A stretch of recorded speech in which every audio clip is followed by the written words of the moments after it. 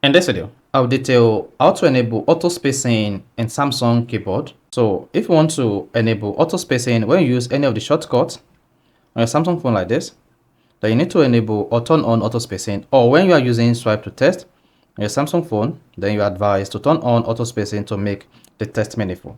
So if I don't know this video, you found this video helpful and informative, please don't forget to like and subscribe. So to do this, all you just need to do is go to your Samsung phone settings.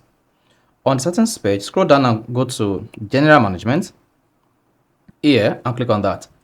Now once you selected that, click on the Samsung keyboard settings. Now you want to scroll down and make sure you click on More Typing Options. Under More Typing Options, locate Auto Spacing and click on that. Here you should see insert a space automatically after you had a word using predictive text or swipe to type. Then make sure this is enabled.